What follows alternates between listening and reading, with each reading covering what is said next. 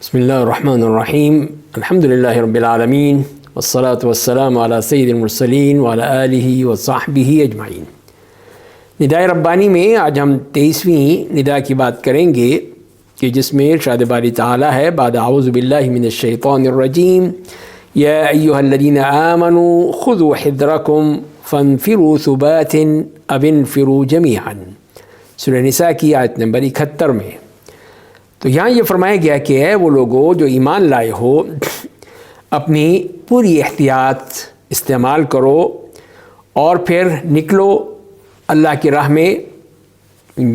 Group کی شکل میں، مجموعے کی شکل میں یا علیحدہ علیحدہ نکلو، لیکن تمہیں نکلنا ہوگا۔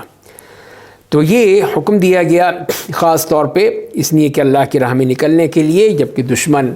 ہمارا سامنے ہو، تو جیسے سورہ توبہ میں جو فرمایا کہ انفروا خفافا وثقالا، کہ ہلکے ہو یا بھاری ہو نکلو،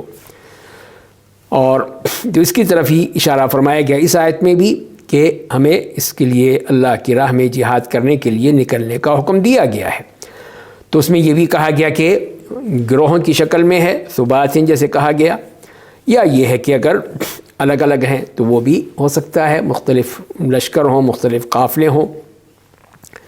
اور اس کے بعد جو فرمایا کہ اگلی آیت میں بھی وَإِنَّ مِنْكُمْ مَنْ لَيُبَطِّئَنَّ، اور تم میں سے کچھ لوگ ہیں وہی جو کہ جہاد میں نہیں جائیں گے، شرکت نہیں کریں گے، گھر میں بیٹھ جائیں گے۔ یا تو یہ ہے کہ وہ خود ہی بیٹھ جاتا ہے، یا دوسرے ان کو بٹھا دیتے ہیں، ان کو جہاد سے روکتے ہیں، نہیں جانے دیتے ہیں۔ تو وہی جیسے کہ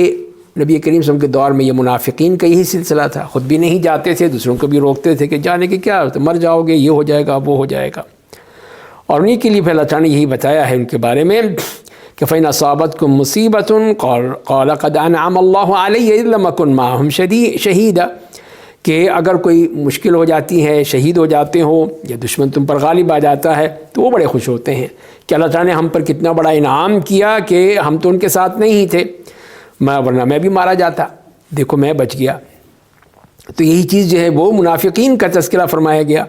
وَلَئِنْ أَصَابَكُمْ فَضْلٌ مِّنَ اللَّهِ لَيَقُولَنَّ كَأَن لَّمْ تَكُن بَيْنَكُمْ وَبَيْنَهُم مَّوَدَّةٌ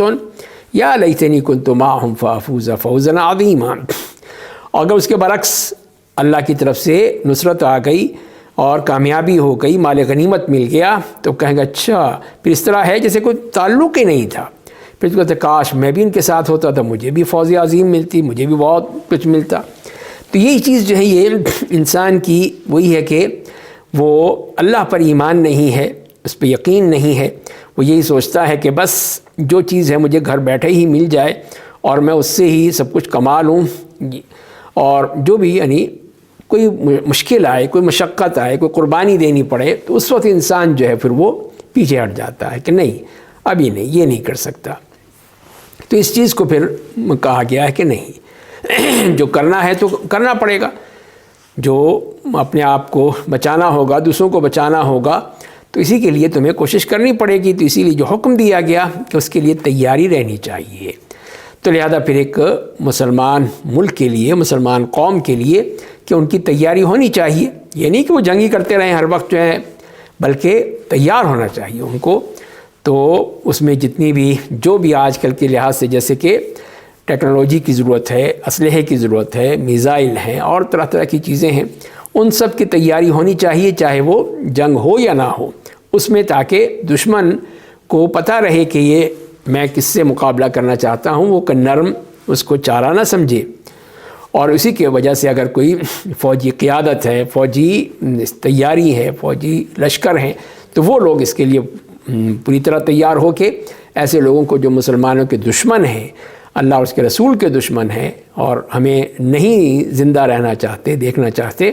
تو وہی چیز سازشیں کرتے رہتے ہیں۔ تو اس قسم کے جو منافقین ہیں یا اس قسم کے جو مسلمانوں کے خلاف سازشی عناصر ہیں، تو ان کے خلاف عمل کرنا، ان کے خلاف جنگ کرنا لازمی ہو جاتا ہے۔ پھر تو جہاں پہ فوج ہے الحمدللہ تو وہ پھر اپنا کام کرتی ہے۔ تو ایسے جتنی بھی سازشی عناصر ہیں جو کہ ایک قوم کو، ایک ملک کو تباہ کرنے پر تل جاتے ہیں، تو پھر ان کا علاج وہی فوج کے ذریعے سے کیا جاتا ہے۔ تو لہذا اسی چیز کا حکم دیا گیا ہے، اور اس میں بتا دیا گیا ہے کہ اسی میں جو بھی پھر اللہ کے لیے جو جنگ کرتا ہے، تو اس کے لیے فرمایا کہ نبی کریم صلی اللہ علیہ وسلم نے کہ تکفل اللہ لمن جاہد فی سبیلہ لا یخرجہ من بیتہ الا الجہاد فی سبیلہ وتصدیق بکلماتہ،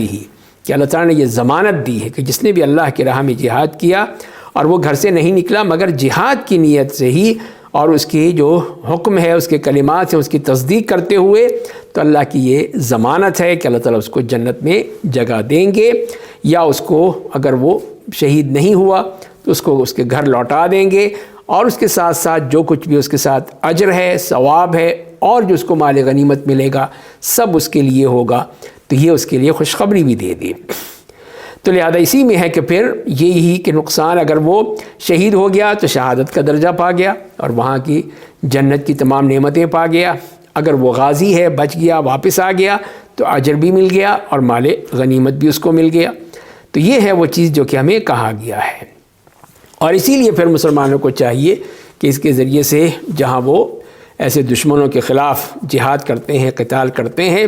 اور وہاں پر پھر یہ بھی ہے کہ جو ہمارے قیدی ہیں اگر کسی بھی دشمن کے ہیں تو ان کو چھڑانا ہے، ان کو نکالنا ہے، ان کو واپس لانا ہے، تو وہ بھی کرنا چاہیے، اس کی بھی ضرورت ہے کہ ہم اس کے مطابق کریں۔ تو جیسے کہ کئی جگہ پہ اس طرح کے مسلمان ہیں بیچارے قید و بند میں پڑے ہوئے ہیں، تو ان کے لیے بھی کوشش ہونی چاہیے کہ ان کو اس طرح وہاں سے واپس لایا جائے، جو بھی معاہدہ کیا جائے یا اور کوئی طریقہ دیکھا جائے جس کے ذریعے سے پھر ایسے مسلمان جو بیچارے اس مصیبت میں پھنسے ہوئے ہیں ان کو لایا جائے اور ان کی آزادی کا انتظام کیا جائے۔ اللہ تعالی ہمیں سمجھنے اور عمل کرنے کی توفیق عطا فرمائے۔